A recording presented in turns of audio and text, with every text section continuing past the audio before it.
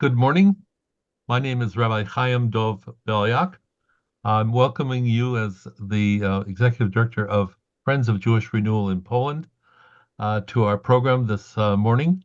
This is part of a special program entitled Freighted Legacy, and I checked today. This is our 31st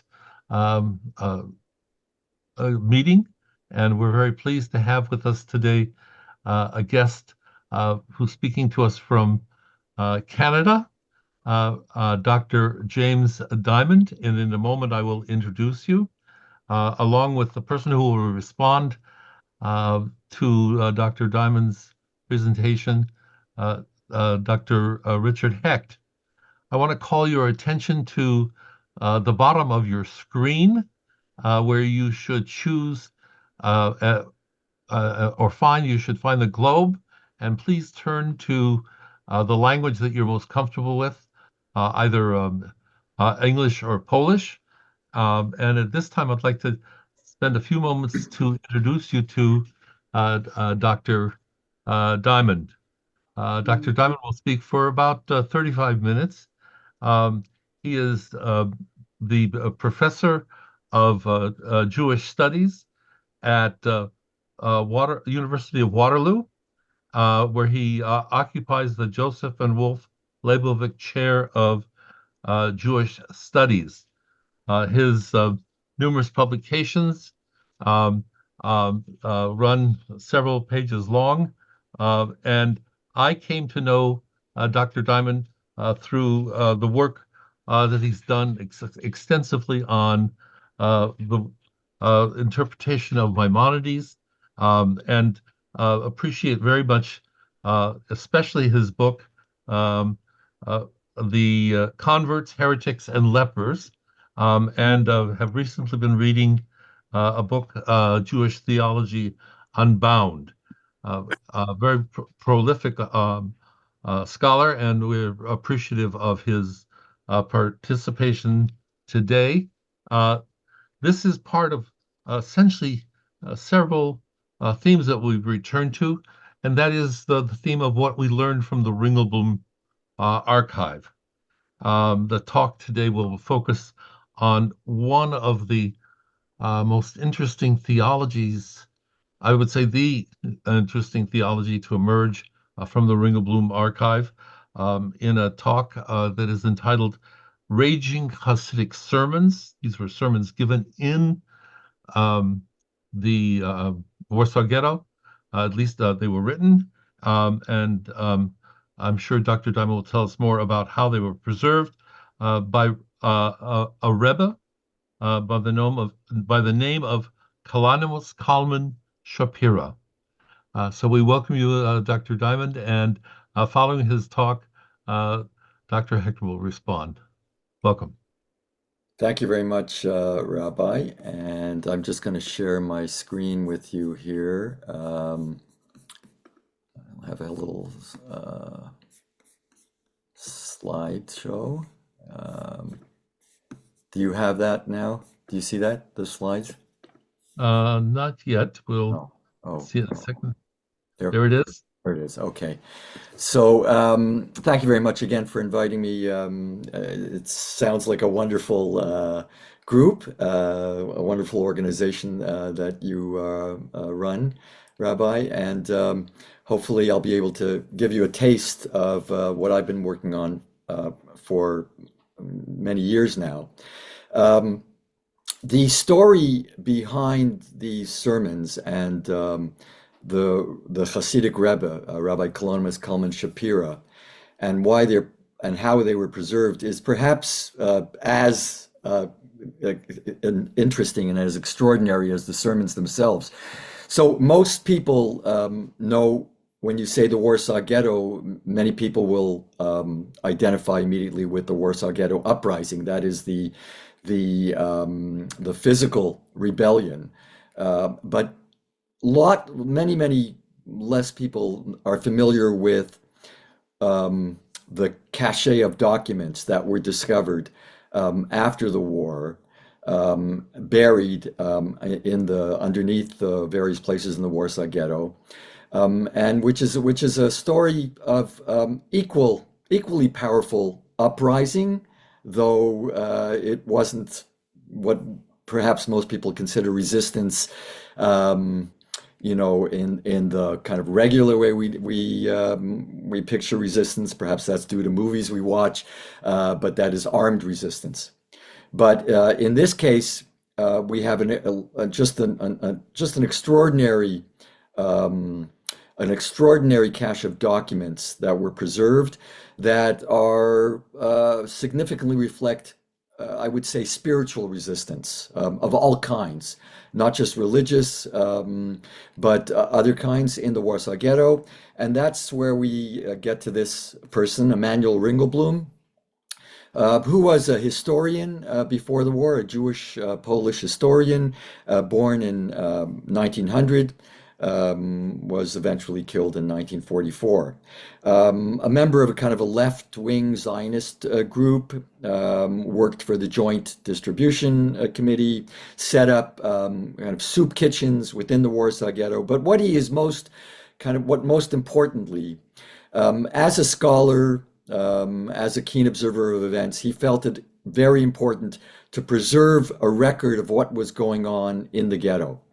Knowing full well that the end was coming, most likely for him and everyone else in the ghetto, and so he joined together with about 50 or 60, we're not sure exactly how many, poets, diarists, writers, artists, to just in whatever form they could, whatever genre they could, preserve what they could and they could observe of daily life as it worsened in the Warsaw Ghetto. Before the ghetto was destroyed, they managed to bury in 3 different batches the documents. Now we're talking about we're not just talking about a few, we're talking about 35,000 pages, about 6,000 documents, and extremely important, obviously. At the end of the day, the Warsaw Ghetto uprising, the armed revolt, was never mounted to escape, or everybody knew they were going down fighting. The difference between that and this is, aside from one is armed and one is kind of literary, spiritual, I would call it, is that this actually left us a record, again, a documentary record that is just overwhelming, that gives us a window into almost every facet of life in the Warsaw Ghetto. Now, as I said, 3 batches. There were, fortunately, had this not occurred, virtually everyone in that group, including Ringelblum, were murdered. Miraculously, although I'm a little bit wont to use that word, miraculously, but miraculously in this case, in terms of discovering the documents, 3 people survived, and importantly, one of those was actually Ringelblum's right-hand man. Him and his wife, Hirsch and Bluma Wasser, and he was the only other one who knew where the locations were of the documents.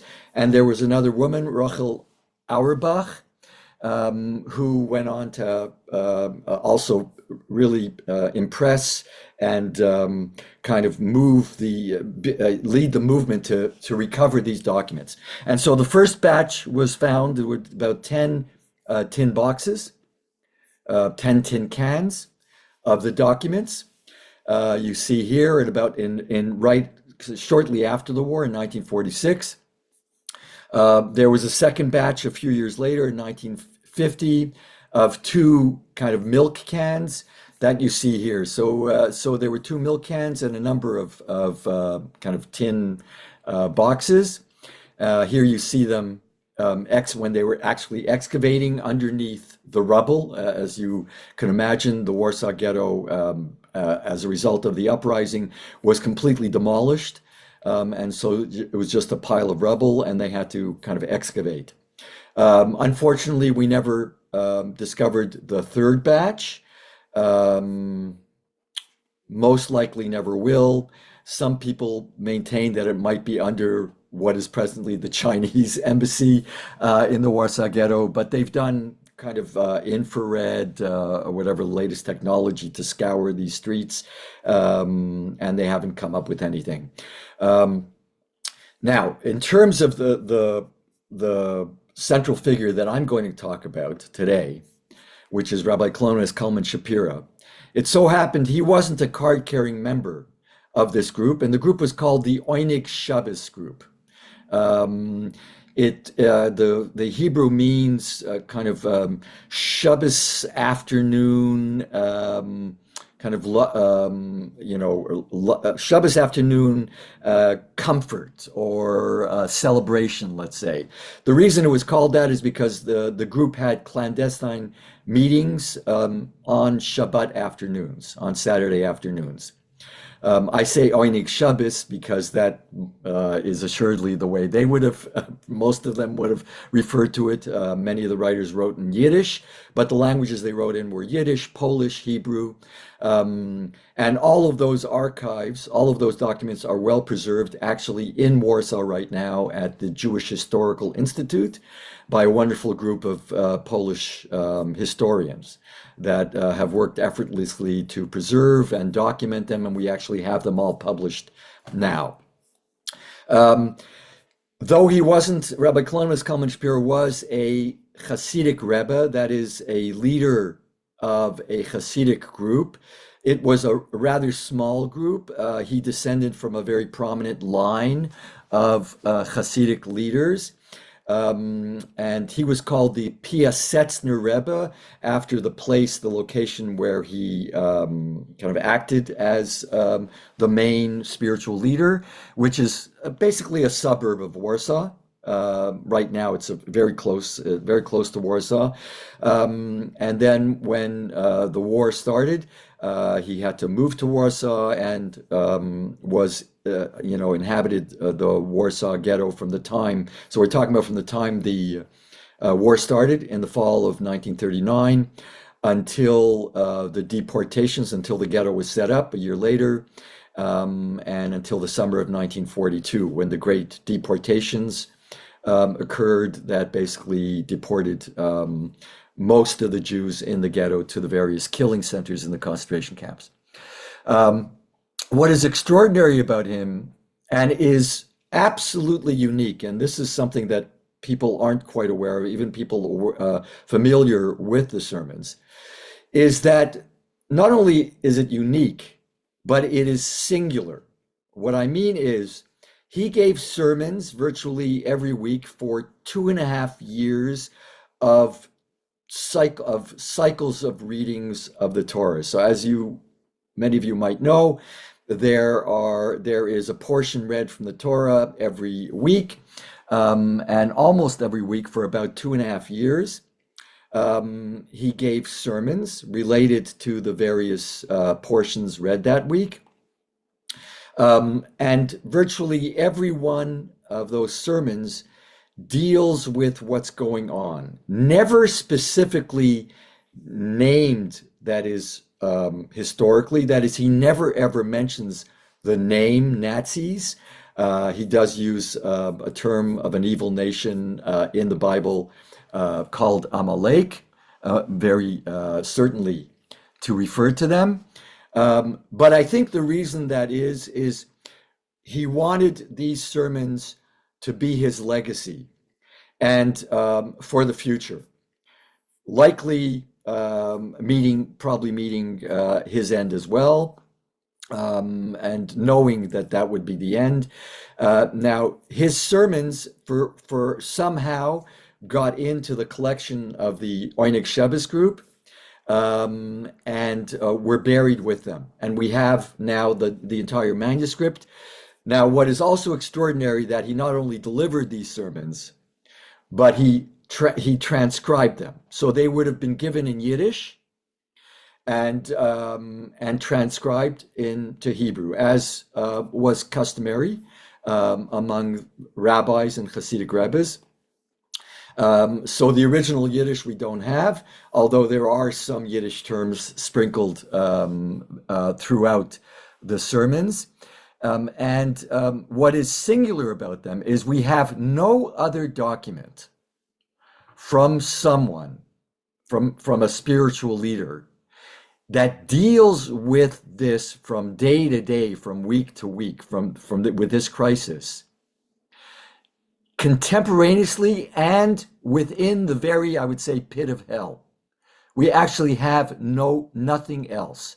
There is something else, but nothing comparable to what's going on in the Warsaw Ghetto, nothing comparable to the extent of suffering that's going on.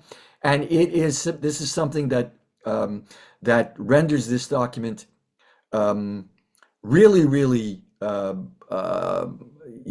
I would say again, it's not just important. It is extraordinary. I'm using that word a lot because this deserves that. So what I'd like to do is just introduce you to some of the things that he says, some of the thought in that book. I'm not a historian. I've left it to other people to actually trace the history. The problem now, and some people have done this previously, and what is also very important and quite astounding is while he was transcribing it, so he would have transcribed this, of course, after giving the sermons, he continued to revise the sermons.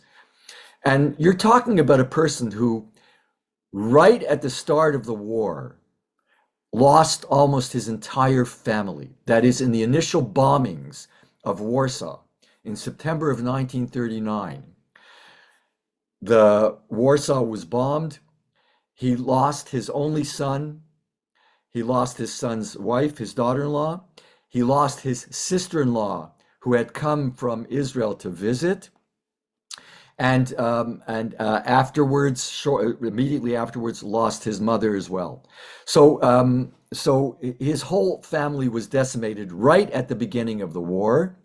Here, in my next slide, you can see a photograph of him and his son, Rabbi Kalonymous Kalman Shapira, and his son Elimelech ben Sion.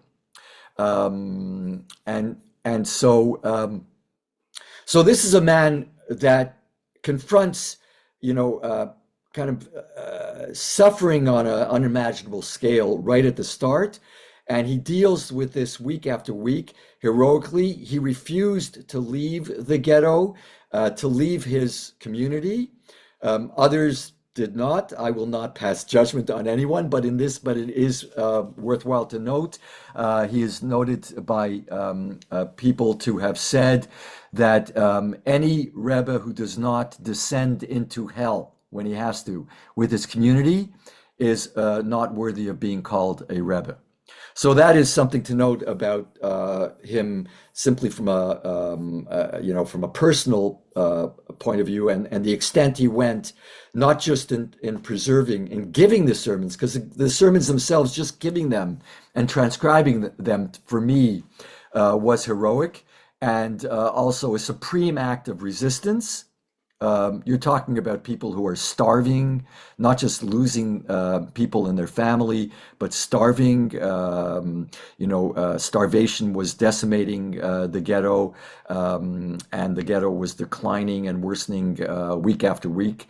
And so to continue to deliver these sermons and transcribe them, and revise them and edit them. And that's what's actually very important about these sermons, is that we have evidence in the transcripts themselves of the sermons in the manuscript of him changing his mind, of saying something earlier on, and then coming back perhaps a year or two later, leaving notes, various marks in his and glosses in the transcript, which we can see, that indicate to whatever reader might find, that might confront the manuscript, to look at a change or a revision, which is again one has to imagine what's going on. I mean, within the chaos and death and suffering of the community,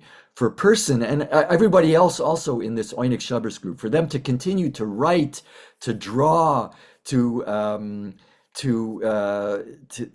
kind of submit diary entries, is just something that kind of we have to really consider on the same scale, I would say, that people kind of commemorate the Warsaw Ghetto uprising.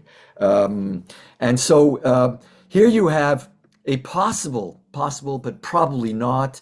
There was one particular member of the Oneg Shabbat group that happened to be a cousin of the Warsaw Ghetto Rebbe, Rabbi Shapira. He was one of the only very Orthodox members of the group, but also a writer, also a historian. And we have actually his writing of a book called Kiddush Hashem. Kiddush Hashem is called sanctifying the name, but it is a technical term that refers in the Jewish tradition to martyrdom. And in this book, what he did was preserve accounts of the extent Orthodox people went to in order to preserve their faith or to continue to perpetuate faith under the direst of circumstances. He was also murdered in 1942.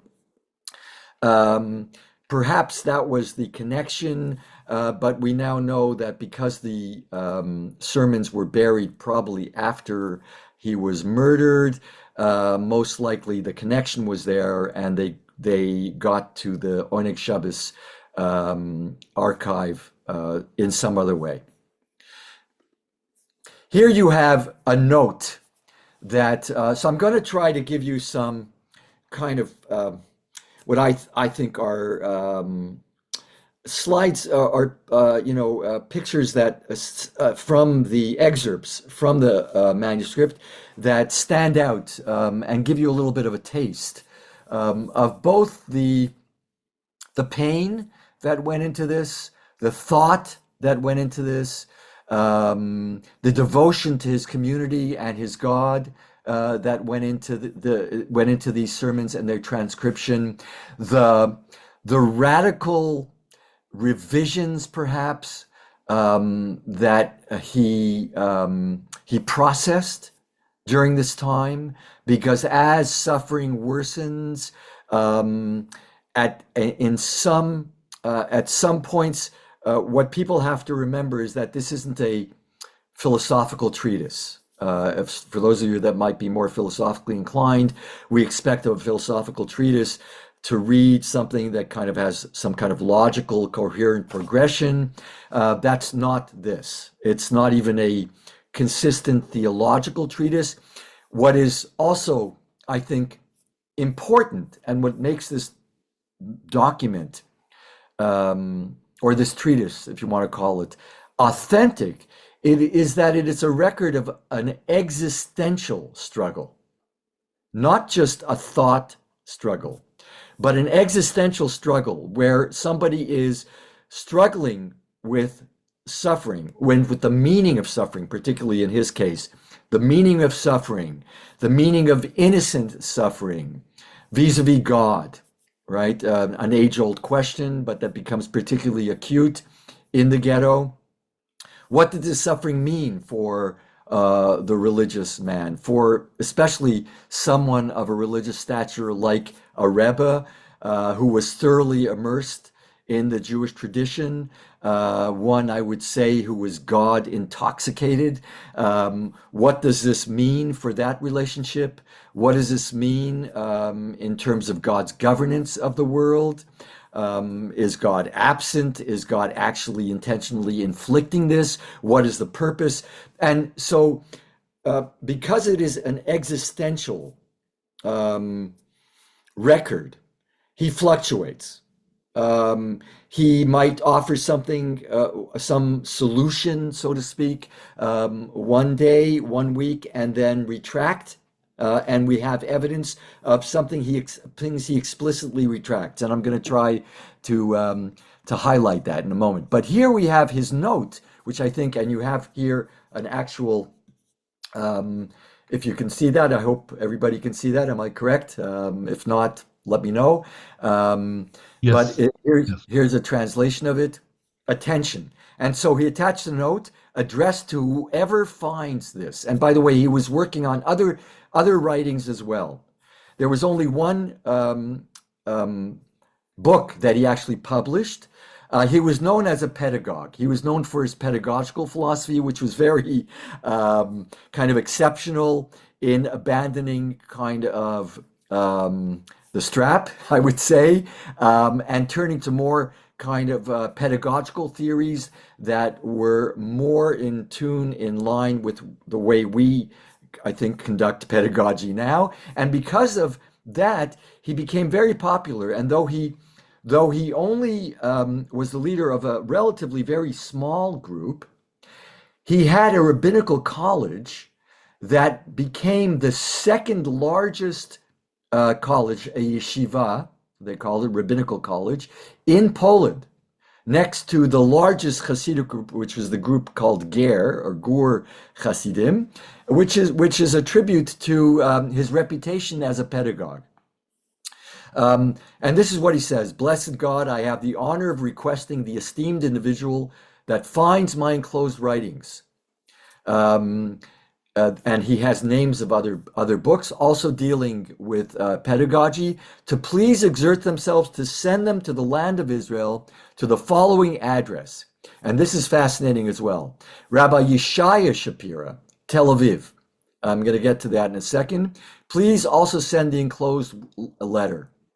And so he ends always with this: "May God have mercy and rescue us in the blink of an eye with deep heartfelt gratitude, Kalonymus." So obviously he's anticipating an end here. He's anticipating himself even no longer being there. And whoever find this, send it to his brother.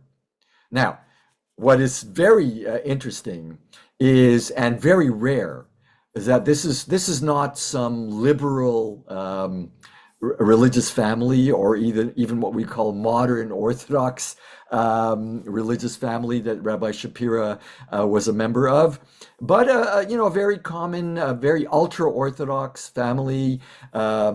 Zionism was not the order of the day. There were some who were inclined to make aliyah or whatever to Palestine, as it was called before the state of Israel was established. But here you have his brother, Yeshaya Shapira, actually made aliyah to pre-state of Israel in 1914, and became very, very prominent figure. Not well understood and not well kind of studied. There are actually some people who are coming out now with a book on him as well. He was known as the Rebbe HaChalutz, the pioneer. Chalutz is a term that was given to Zionist pioneers, secular and religious, and he was known as the pioneer Hassidic Rebbe. And this is who he addressed his manuscript to, that it should be, whoever finds it should be sent to him. Of course, this is not the age of mass communication. It's not even the age of, letters, unfortunately, didn't get to people in that short of time period. Unfortunately, they never saw each other again. Rabbi Shapira's brother died just before the war ended, not knowing what happened to his brother, and Rabbi Kalonymous Shapira didn't know what happened to his brother, and so here you have an actual picture of his brother as a younger man and as a farmer. He actually was one of the founding members of the religious Zionist movement called the Mizrahi, or Poel HaMizrahi, kind of the socialist religious group, and started even a bank that was the precursor to the Poel HaMizrahi bank. and then gave it all up and actually became a farmer. So a very, very interesting figure on his own right. Unfortunately, both of them didn't survive the war. And so this is actually within that bundle of writings. He had a private letter to his brother. And he says, I ask of you, my beloved brother, to take these essays. And this is, I wanted to get to this because this is the title, I would say, or non-title that he gave to his collection, Chidushei Torah, that is Torah perspectives, they call them novellae or new perspectives from the years of rage, 5700. This is 1939 to 40, 57. Well, these are the Hebrew years from 1939 to 1942, and make an effort to publish them. And I here have a quote from it: the words of your loving friend and brother who yearns for you, who is broken and shattered with his own torments and the torments of all the Jewish people. And don't forget, this is somebody who suffered empathetically in the deepest possible way with his community, right? So the suffering that he suffers as a Hassidic Rebbe, he suffers collectively as well, who anticipates again God's salvation in the blink of an eye, which never came for him and his community. He requests the printing of his writings to bear his personal plea and exhortation that each and every Jewish study publish my works.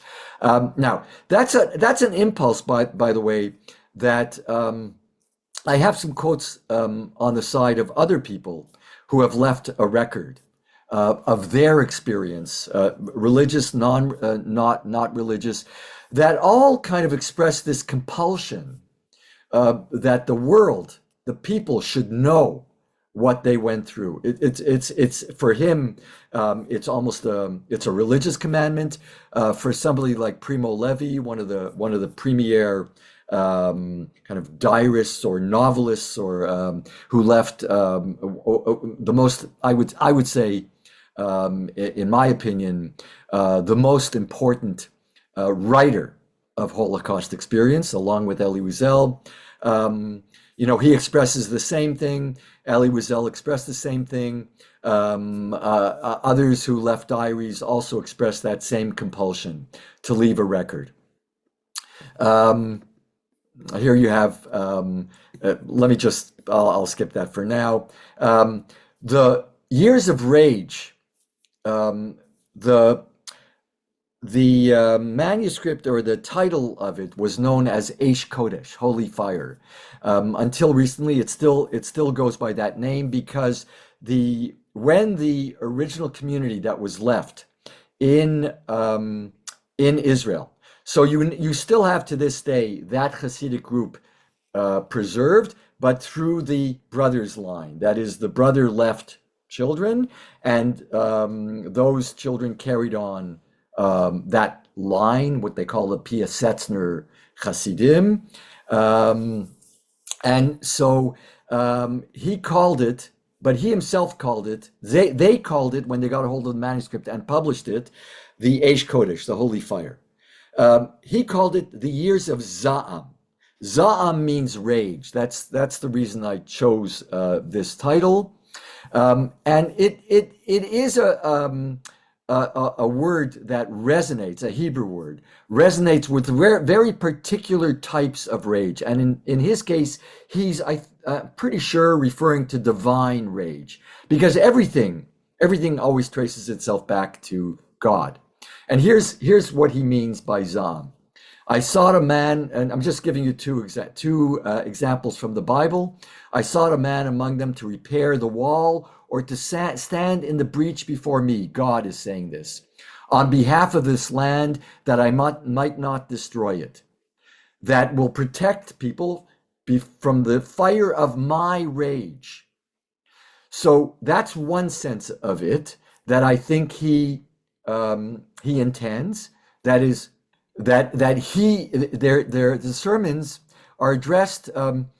Hasidism has this idea well embedded that the Rebbe is also somebody who advocates on behalf of the community with God. The Rebbe has a particularly close relationship with God and can actually impact and change God's behavior. I know sounds kind of a little bit strange, but it is well kind of developed within Hasidic theology. And I think the sermons are meant in that case, in that sense. These sermons are him standing in the breach to defend his community from the za'am, the rage of God. The other sense of it is the way he sees it. It is a rage. In the Bible, it's a word that's used for indiscriminate rage. Rage, and you could see this a verse from Lamentation. In God's raging anger, he spurned priest and king alike. That is, it was so indiscriminate that it attacked both religious figures, political figures, if you want to call priest and king that way, indiscriminate. So that's a little bit explanation of the title. Here you have a kind of just a picture of a typical page from the manuscript. You can see kind of the manuscript itself, I think, reflects the kind of struggle, crossing outs, marginalia, glosses. There are marks here that tell you about revisions, about things that should be, things that you have on the margins that should kind of be included within the text, which shows you the work and the thought and really the struggle that was invested in this text. Here you have the actual document that I saw. This is when I was actually in Poland at the Jewish Historical Institute, and they brought out the manuscript. I would say, from my own personal experience, perhaps one of the holiest objects that I've ever kind of held or seen up close. So I don't want to take up too much more time. Here is just an example, a picture of the old kind of edition, which I don't think anybody should any longer use, and the newer edition, correctly called, as opposed to Eish Kodesh, the Holy Fire, correctly preserved the way the Rebbe wanted it, Sermons from the Years of Rage, Drashot Mishnot HaZa'am. So what I'd like to get to is one revision. I had others, but I think this is the one that is most important. In a sermon that was dedicated to the holiday Hanukkah in December of 1941. So we know the dates these sermons were given, which is very important, so we can kind of correspond. We kind of know what's going on in the ghetto from other documents from the Oneg Shabbat group, from other diaries. We have diaries from people that were preserved as well. So we know the extent of the suffering that's going on contemporaneously when these sermons are being given. This is what he said in December of 1941. And he's responding to people's concerns. It is true that trials such as we are enduring now come only once every few centuries. In any case, how can they help us understand the current acts of God? When one learns a verse, Talmud or Midrash, and hears of the suffering of Jews from earlier times, how did faith remain intact? Yet nowadays, faith is weakened. I mean, this is what he's responding to people. People's faith is being weakened. The Sabbath is no longer being observed. People are concerned. People are just abandoning because of the suffering. And this is his response. And it's a traditional response. The people who say that trials such as these never existed in Jewish history are mistaken. What of the destructions of the temple and the fall of Beitar? Now, what he's saying here is he's subscribing to a traditional response to suffering. One is that any suffering that Jews undergo, the religious questions, the religious dimensions of that struggle can be addressed by the ancient rabbis. It's all there. Just look at the way the rabbis responded to suffering, and that will offer you your answers. And then the classic catastrophes, which elicited many, many rabbinic responses. Those are the ones that can address, can help us understand this, the present suffering in the Warsaw Ghetto, in the Holocaust. And that's why he mentions the destruction of the temple, the fall of Beitar, which comes about 70 or so years after that, in 135, was kind of the end, the end of that consummated the destruction of the Second Temple, and becomes the standard of all, the kind of the climax of all Jewish catastrophes, which elicited rabbinic responses, and that becomes the, I would say, canon of rabbinic responses on which all religious figures can draw on to understand suffering. And that's what he's saying in December of 1941. And this is, I'm gonna try and end with this. What happens is something that you don't usually confront and you don't usually see in books or essays that are addressed to this problem, the problem of the magnitude of the suffering of the Holocaust. And this is this note.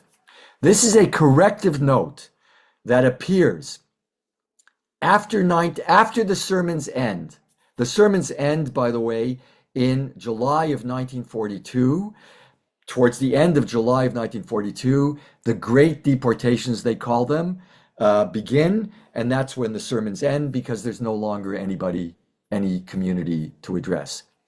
He continues to revise and transcribe these until maybe 6 months after.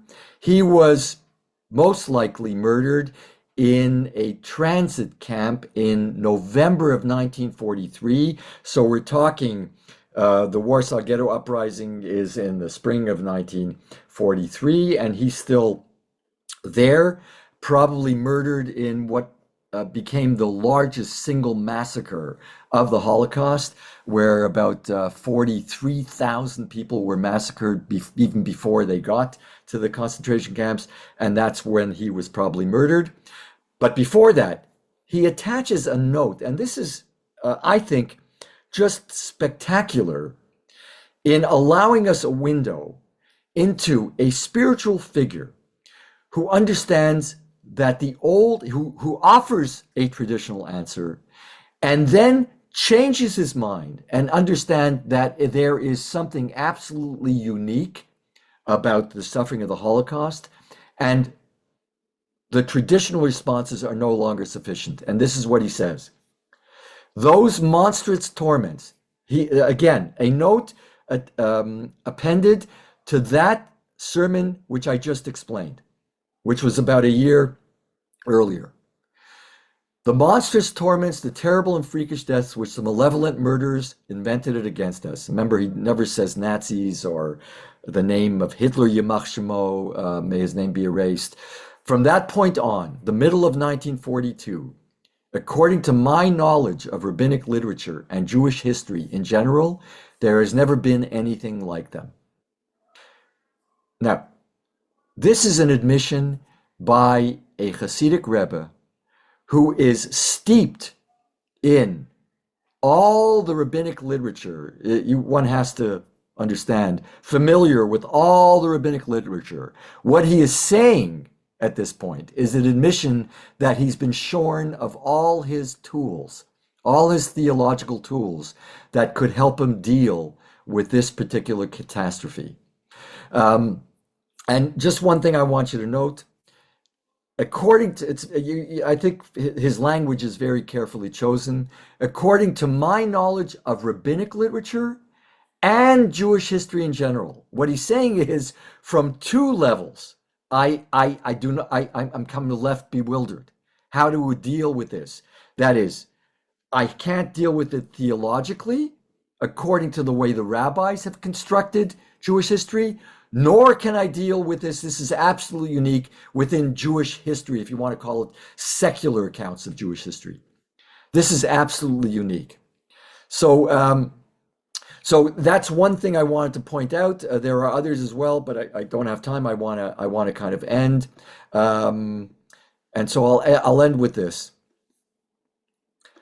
His sermons end, as I said, along almost exactly the date when Adam Chernyakov, who was the head of this Jewish council in Warsaw, actually committed suicide. Almost exactly the same dates that the sermons end. The sermons are kind of a sermonic suicide, I would say. And here you have an actual suicide where he kept a diary virtually daily. And when they asked him that you have to provide, it's horrible to say, but product, merchandise in the Nazis' language, you have to provide us thousands of people a day to be deported. He tried to advocate to exclude the orphans. He couldn't. And then he left, purported to have left a note and committed suicide before having to go through with this duty. They are demanding that I kill the children of my people with my own hands. There's nothing for me to do but die. Chaim Kaplan, another author of a diary in the Warsaw Ghetto, has some of the same sentiments that the Warsaw Ghetto Rebbe had. When my end comes, what will happen to the diary? They're concerned about leaving their legacy. And I want to end just with this last statement of a young member of the Oneg Shabbat group, David Graeber. He was 19. We have what he said because he wrote this out when he buried. He was the one that was commissioned to actually bury a batch of the Oneg Shabbat group. And I'm just going to end with this. Actually, I'm going to end with one more thing. I'm sorry I'm taking up a little more time. What we were unable to cry and shriek out to the world, we buried in the ground.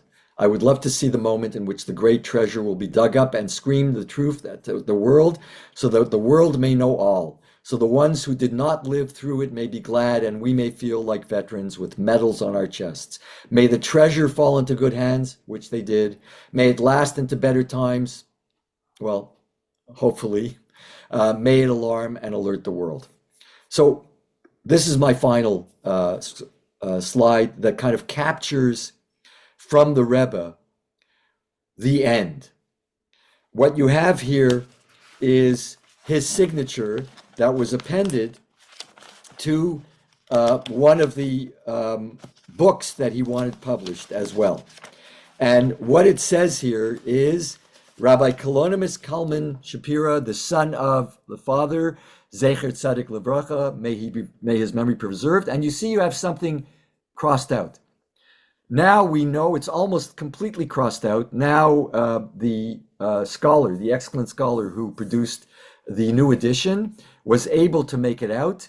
And what's made out here is, after his name, is the head of the rabbinical court in Piaseczner.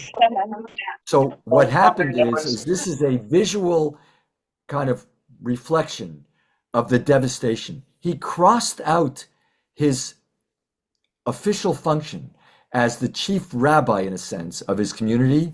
He crossed it out because there no longer was a community. So I'll stop there, and I'm very happy to kind of take questions if there are any, and I'll hand it back to our host, Rabbi Biliak. Thank you. Very appreciative of your presentation, and I want to turn immediately to my colleague Richard Hecht with just the words that Richard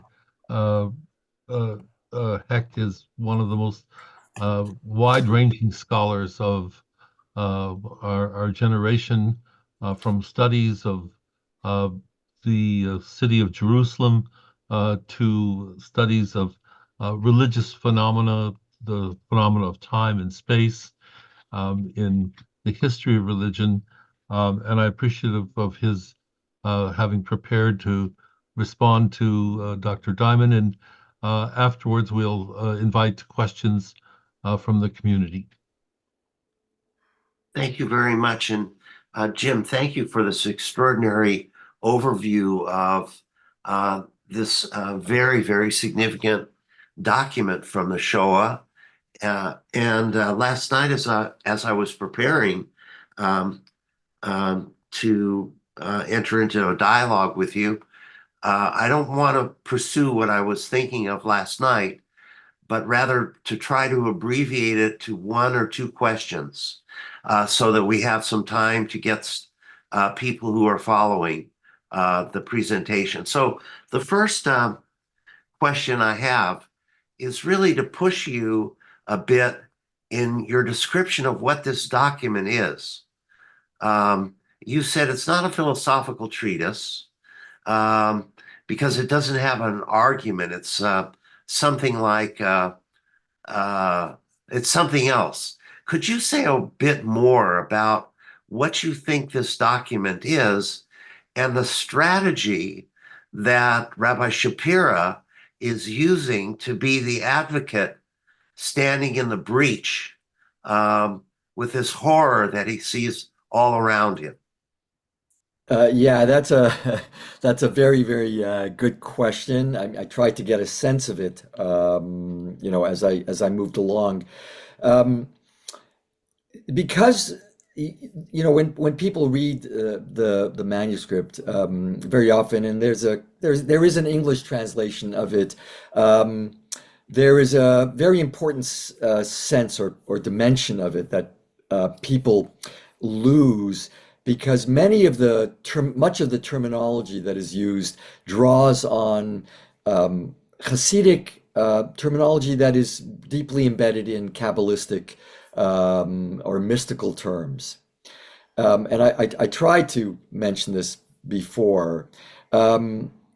What he's doing is conducting not just um, well, it's not just a dialogue, not just being a kind of a rabbi from the pulpit, speaking to his community on the Shabbat as you would have any rabbi that might be addressing a concern or a political event or a crisis in the community, and then you'll always take the the passage of the week and kind of somehow relate it to current events. Um, what he's also doing is conducting a dialogue, I think, with God himself, herself, but obviously in the rabbinic tradition, always in the masculine. Although in the Kabbalist tradition, it's bigendered, which is interesting. Also, it's a bigendered God. So there is a dialogue. This is a record, I would say, again, as you pointed out, not a philosophical treatise that you and I think you were very much so, and that's my training as well, a philosophical treatise. So don't read it to expect that. Don't read it to expect some resolution of the question of evil and innocent suffering and a just and omnipotent God, which has kind of plagued religious minds for millennia. Don't expect that. Don't expect that. Um, but it's a dialogue with God. It's offering comfort to his community. And it's also a dialogue, it's also a struggle within himself to try to understand something that he thought he understood all his life. And of course, the death of his son, and I make much of this when the book comes out, overshadows many of the sermons. The death of his only son. There are some just very radical things that he says, and the fact that he draws on some old, as I when I ended with that kind of retraction, um, is really very rare for a rabbinic figure. So that I think in short, there's much more to this. I would respond to you that is. We should look at this as more of I guess, a phenomenology, I would say, of a struggle, an existential struggle, a dialogue, transpiring on a number of levels, the level of him and his community, the level of him and God, on the level of him and himself, and he's working things out. So some of the sermons to me are very clearly addressing God, and kind of I don't know if I have time. I could actually raise in response to your question one particular sermon, but I think, I don't want to take up too much time, but I hope that's kind of a short response to what you were asking. Richard, go Um, ahead, please. the Well, I think I understand what you're getting at in terms of this phenomenology. I also think that in other places, in other things that you've written, you've described it as a kind of hermeneutical and homiletical document. And you brilliantly show in your article that it's one of the best exegetical works on Hasidic thinking. Your article, the Warsaw Ghetto Rebbe, diverting God's gaze from a utopian end to an anguish now, and the way that you make that argument is just absolutely fantastic with the detail at every point. But now I want to ask another question that follows on this, and that is, where is hope in the Rebbe's thinking? Um, so, there is a debate here, an important debate among scholars, um, whether he lost faith, when you ask about hope. Now, um, I have um, I have challenged that. Um, I would never, and I think it's almost an arrogant thing to say that he lost faith. Now, there are revisions that he's calling for to what we normally call the covenantal faith, or this kind of reciprocal relationship with God. And clearly, as a result of that note, that retraction I showed you, and there's others as well, he's rethinking that, but not abandoning it. So I think the hope that you're talking about is one of the things that I raise in challenging that idea is the very act of transcribing these sermons and revising them and working on them and editing them right to the very end is, to me, a supreme act of hope. That is what I don't know what the reason would be to persist, in this exercise, if it itself doesn't kind of pulsate with hope that somehow this will, right? But we're not given the pat solutions. We're not given kind of, and in fact, there are other sermons which even, I think, explicitly abandon old, what we call theodicies. Richard, you know that, and you're felt well aware with this. And I think he abandons old theodicies quite explicitly. But the very transcription, the very letters to his brother, the very idea that he wants this published and circulated for every single Jew. Right? It's not obviously a PR move by him. He wants to sell books, right? But he wants this, for me, in my mind, to be a kind of a part of the new canon, right? Add this to those rabbinic responses to the destruction of the temples. This should become, I literally believe this, this should become part of that canon, something to draw on, right?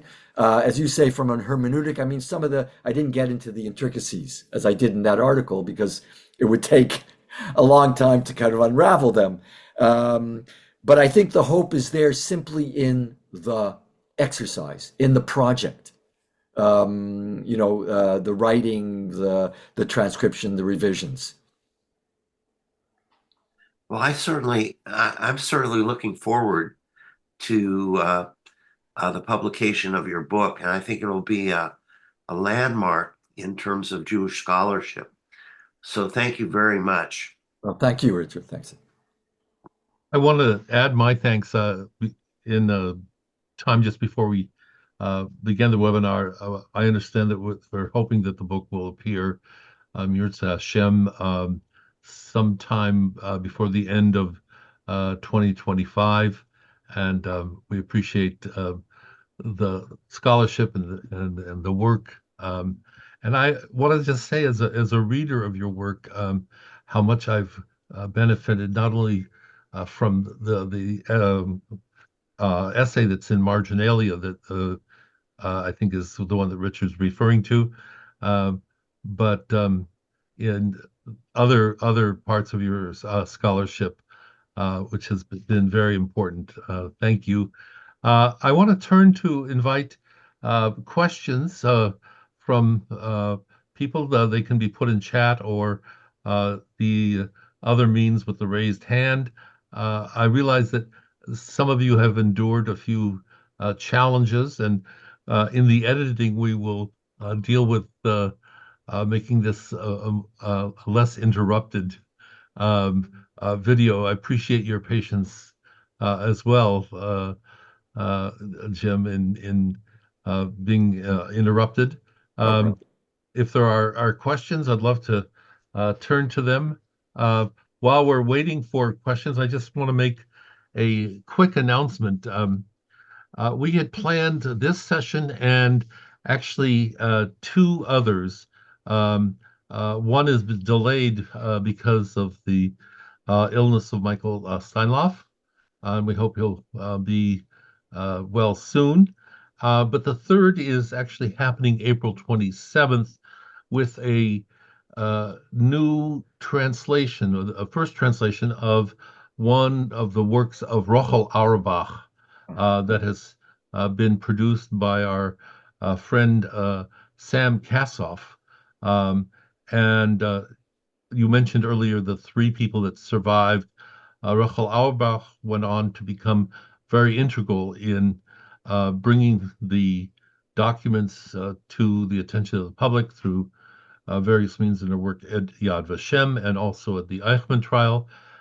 This book that Sam has translated for us from the Yiddish represents the fact that she gave the description of her work in working primarily in the soup kitchens that were set up, and her reflections on all that was happening to the archive. It was buried. She did survive the war and retrieve her book, and she adds later reflections shortly before her death. This book entitled Warsaw Testament will be the subject of Sam Kassoff's talk on April 27th. We have a question from Michael Schur. I put my question into a Q&A about Rabbi Shapira's pedagogy. Did he interact with Korchak or other educators to learn their methods? That's a question that I had too. Korchak was known for what I call the strapless approach that you identified, and wondering if there was a possibility that they were in touch with each other. Yeah, I mean, that's a good question. I don't think so. I mean, there's no mention, and I don't think that he was or read even what was current in pedagogical theory in secular terms. But again, people have to understand things are in the air, right? I mean, ideas are in the air, and often with rabbinic figures such as this, they may not be reading this stuff, but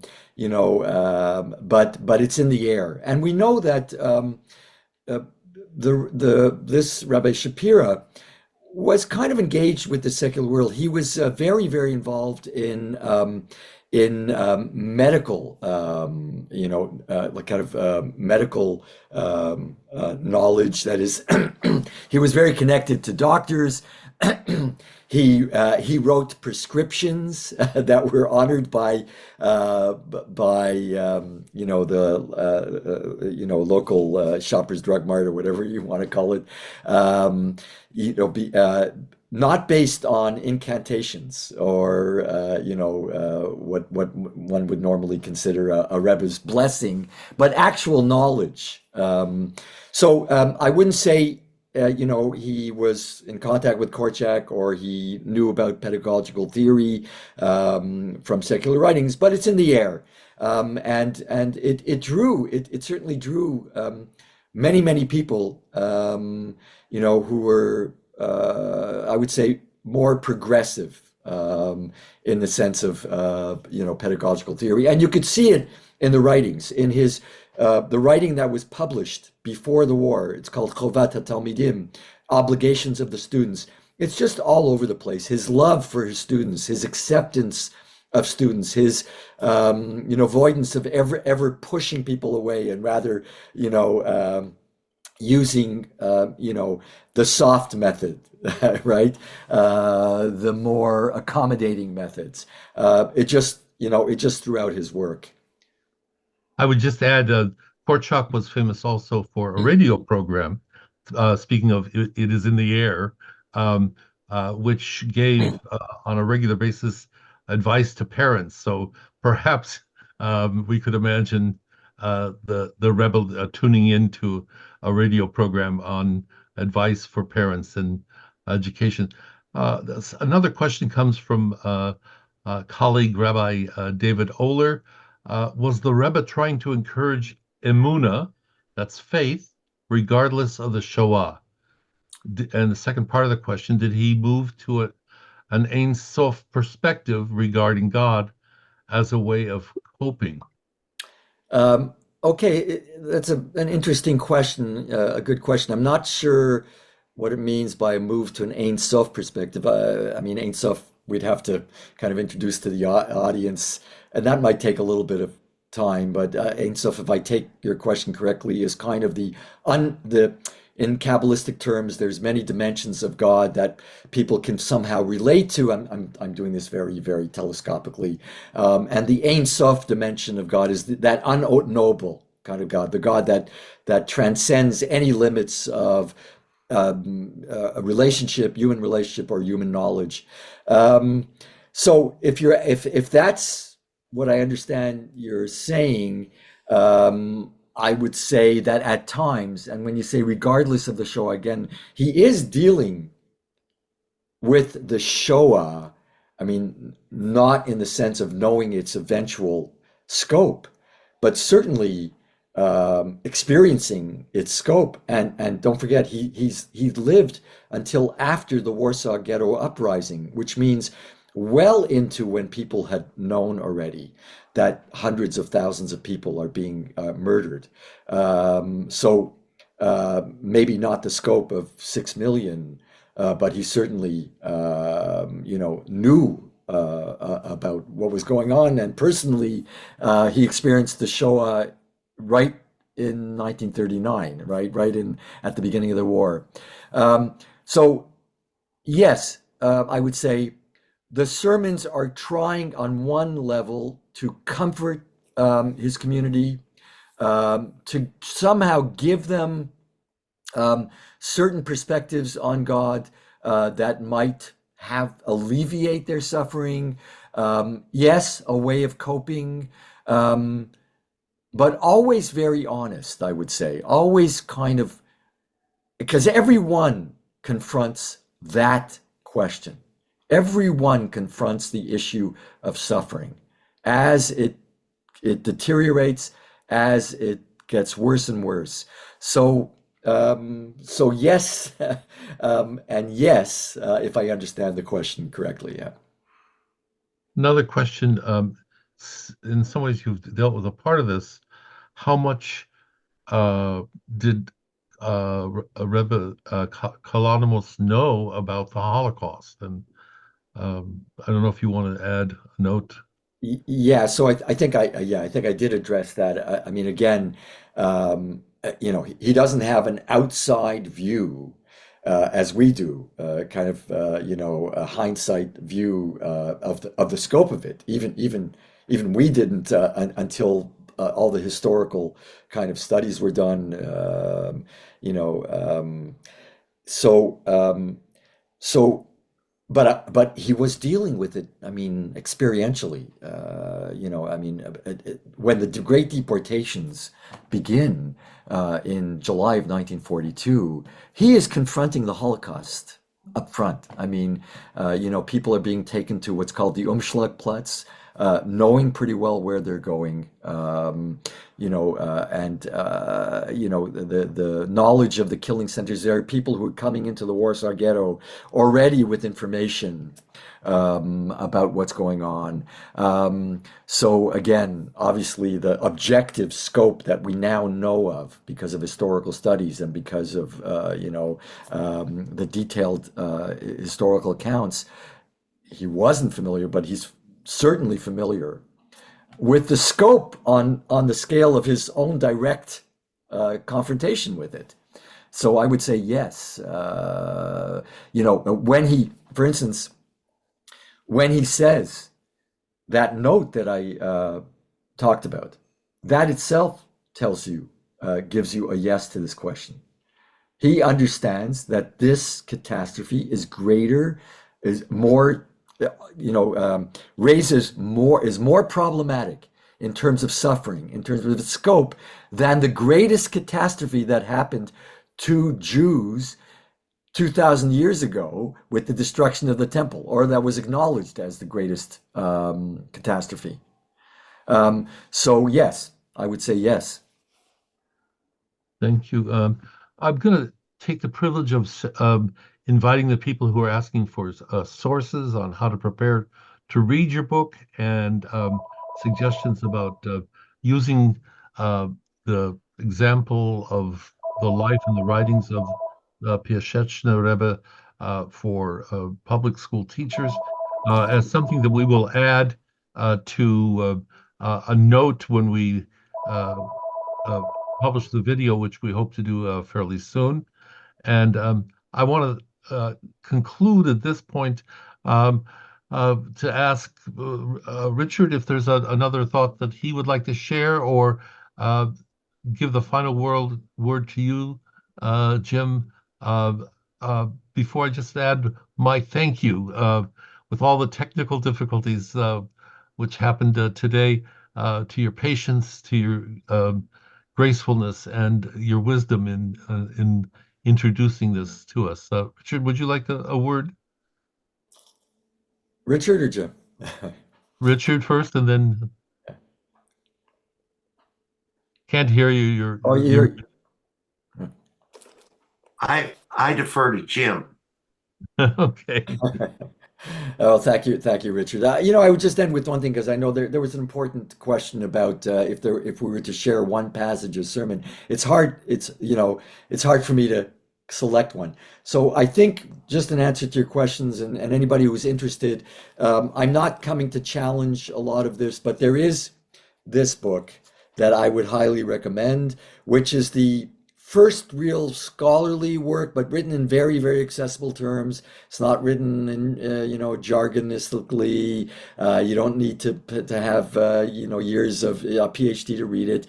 But it is a wonderful book by a guy named Nehemiah Poland, still around, who originally introduced the English-speaking word to the works, and it's an excellent overview, thematic overview of the sermons.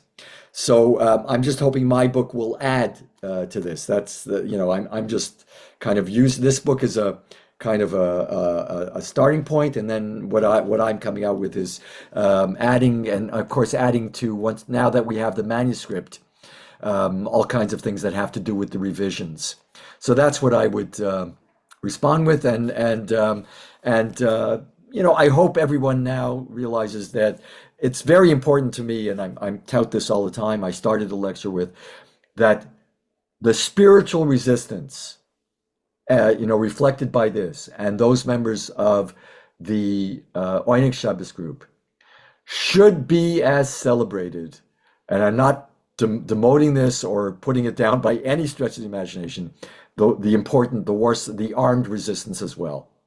This is just as significant, just as important, and should be celebrated as well. And it always kind of confounds me. Since Samuel Kassow, your next speaker, brilliantly, has introduced the world to the Oneg Shabbat group, more and more people know about this. But I still meet people, in the Jewish community that have no idea about it. So I would highly, highly recommend the book I mentioned, and then getting into there's an English translation of it as well, to celebrate this and commemorate them. Yeah.